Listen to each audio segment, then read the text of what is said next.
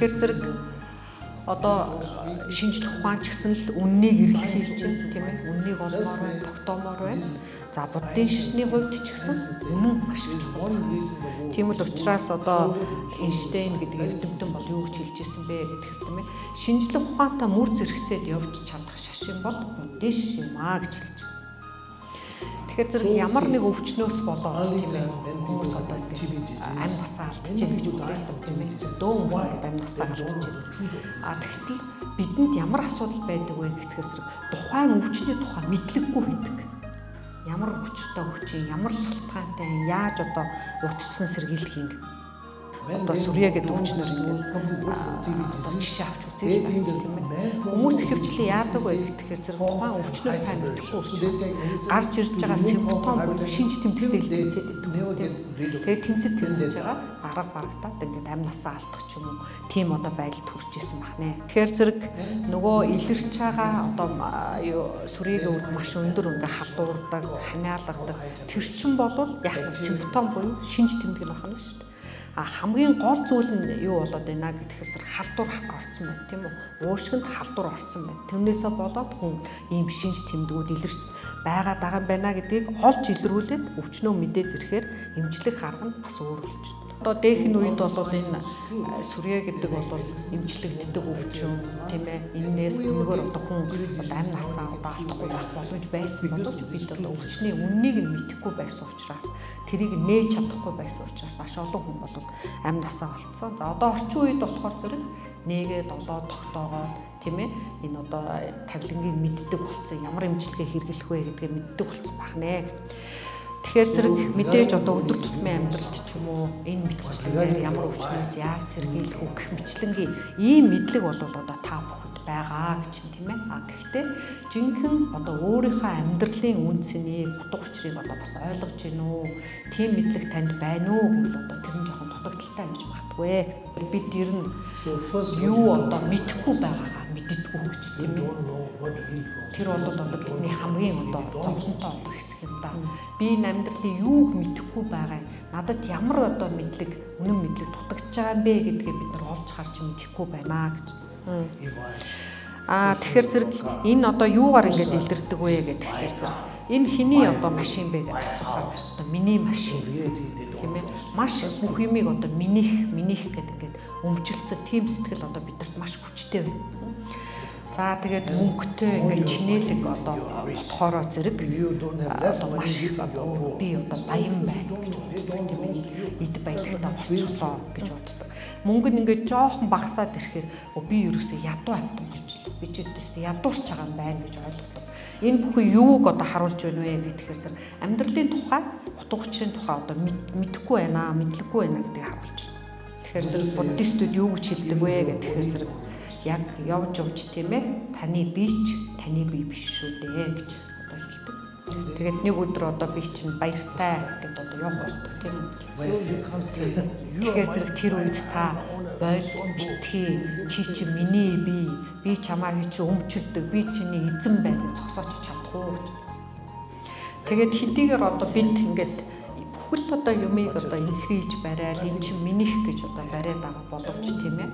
Өөрийнхөө одоо толгойд өөрийг чи бид тийм ээ толгойд байгаа нэг ширхэг одоо хүсийгч та бол эзэмшиж өмчилж одоо чадахгүй шүү дээ гэж. Тэгээд одоо ер нь бол бас одоо эд баялагтай болсон зарим нэг бизнесмэнүүдтэй одоо ярьж ахад бас хэлж штэ гэдэг чинь тийм ээ. Тэдний амьдрал ч гэсэн тохиолдож байгаа ингээд туршлагаа тэр хүмүүс чинь бас дөгөөж гэж үзээд нэг эд өглөхтэй болсон үед эд баялаг бий болж байгаа үед бас тэрний хэргийг нь одоо гаргаж явах хэрэгтэй юм байна. Тэр чинь дандаа хүн эд баялагтай байгаад байдаггүй юм байна. Тэгээ бид яагаад энэ мунхаг бидний одоо хамгийн том асуудал гэдэг байгаа юм бэ гэхээр зэрэг өөрт чинь огт хамаардаггүй тийм ээ. Та хэдийгээр минийх гэж хэлээд байгаа боловч тийм ээ. Таны тэр өмчлөл таны эрхэнд байдгүй зүйлийг бид олж харж чадахгүй шүү дээ. Тэгэхээр одоо үнэхээр мунхаг гэхээс яах вэ гэж тийм ээ. Тэгэхээр зэрэг ингэж хэлж байгаагаараа би бас та нарыг одоо мөнгөтэй байх хэрэггүй тийм ээ. Байшинтай байх хэрэггүй, эд өглөхтэй байх хэрэггүй гэж хэлж байгаа юм биш ээ гэж тийм ээ. Энэ зүйлүүд танд байна. Гэхдээ энэ бүхэн чинь төр зур юм шүү гэж тийм ээ. Хэсэг хугацаанд та одоо эдэлж ашиглах зүйл чинь шүү гэдгийг л ойлгох хэрэгтэй. Бид тэгвэл одоо юу хийх ёстой юм бэ? Тэгэд өөрийнхөө одоо амьдралд юу үнэн юм бэ гэдгийг одоо бид олж харах хэрэгтэй байна. Одоо хамгийн одоо ихээр буйныг хураах одоо арга бол тэр үнэн гэдэг зүйлийг одоо ойлгох, мэдэх юм. Бид бол одоо ингээл аль утгад одоо буян хураах юмсан, буян чухал шүү гэж ингэж ярьдаг тийм ээ. Гэхдээ одоо хамгийн дээд одоо буян хураадаг арга юу гэдэг юм бэ гэхээр тэр үннийг таньж мэдснээр л одоо хурааж чаддаг. Төвд хүмүүс бол одоо маш их одоо буян хураасан байдаг гэдэг чинь тийм ээ. Тэр ингээ юугаар харагдаж байгаа юм бэ гэхээр зэрэг нийтгэхт одоо ирээл тийм ээ.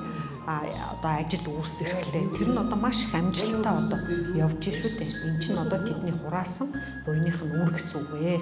Тэр одоо бусдын тусыг одоо бүтээснээр та бол маш их одоо буян хурааж байна. За энэ буйныхаа одоо үр шимийг нь одоо бид нэр эдэлдэг байх нэ. Тэр бол одоо заавал бидэнд эргэж ирдэг гэсэн үг. За бурхан багшийг одоо заларч байх үед нэг хүн би яагаад ийм их ядуу байгаа юм бэ гэж одоо бурхан багшаас асуусан. Тэгээ бурхан багш бол та одоо өглөгийг сайн дадуулахгүй шүү дээ. За тэгэхэд нөгөө хүн болохоор зэрэг би яаж одоо өглөгийг дадуулах вүлээ? Надад юу ч байхгүй шүү дээ гэж хариулсан. Үгүй дээ, танд одоо өөхөх юм маш их байна. Бусдад өглөг үлдэж болохоор байна. Гэвч харамсалтай та тэрийг одоо өглөг үлдэхгүй байх шүү дээ гэж хэлсэн. Тэгээд нөгөө хүн бол бүр ингээд цочирдсан гинэ. Надад одоо бусдад өөхөх зүйл юу ч байхгүй шүү дээ. Хаана одоо бурхан багш хаанаас одоо намайг ингээд бусдад өөх зүйл байна гэж хараад байна вэ гэж утсан. За тэгэхээр бурхан багш айлцсан байна. За хамгийн нэгдүгээрт нь болохоор хүмүүс рүү хараад сайхан нэмсгэлчгээ. Та тэгдэггүй шүү дээ. За тэгээд тэгснээр болохоор зэрэг та яах нь одоо өглөгийг үлдэж буян хураах нь. Бусдад одоо өөрийнхөө амаар тэмээ хэлээр сайн зүйлийг бусдад хэлж болно. Та тэгдэггүй шүү дээ гэсэн баг. Та бусдыг одоо инэрч хайрлсан харцаар бусдад одоо харж болно гэж тийм ээ. Гэтэл тэрний оронд яаж юм? Атаа, жөтөө, уур хилэнгийн харцаар бусд руу хардаг шүү дээ гэж.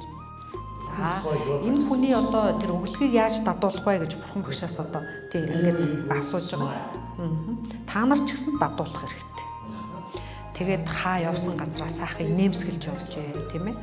Одоо хүнд одоо сайн сайхан одоо зүйлийг үгийг сайхан өгүүлж бай. Одоо тэгээ фэйсбүүкээр ч гэсэн тийм ээ нийтийн одоо сүлжээгээр ч гэсэн сайн сайхан зүйлийг түгэж болдог ш. Тэр чинь бас л буян болно.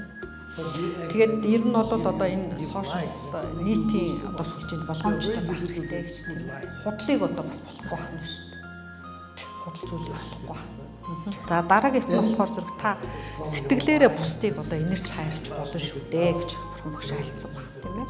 Тэгэхээр тий амьтныг одоо ингээд хараад инэрх, хайрлах тийм ээ түүнийг одоо өөртөө төрүүлнэ гэдэг бол маш том одоо буян хураах арга байдаг. Тэгэд одоо ер нь хаач явсан одоо хинтээж харьцсан байсан. Ер нь одоо та бүхэн нэг ийм буйны одоо чуулганы хураая, дээдийн одоо буйныг одоо хураая гэж бодох юм бол тэр хүмүүстэй харьцаж байхдаа энэ хүн маань одоо зовлонгоосаа ингэжраасаа, энэ хүн одоо амгалан жаргалантай уулзраасаа гэсэн тийм одоо сэтгэл зүгээр тэр хүнтэйгээ одоо харьцаж явах хэрэгтэй.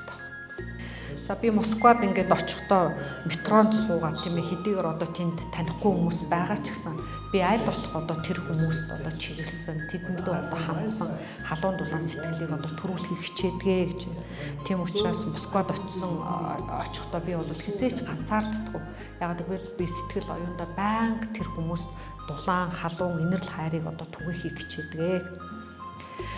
Ер нь бол ингээд бусдаас одоо болгоомжлох тийм ээ бие барих одоо энэ хүн одоо намайг нэг одоо буруу юм хийчих вэ, намайг хорлчих вэ гэсэн тэр бодлоос илүүтэйгээр тийм ээ тэр хүмүүст халуун дулаан хайр инэрлээр одоо хандаад ах юм бол тэр хүмүүс ч гэсэн буцаад хорлохоо болчдгоо гэж хорлолгүй болно.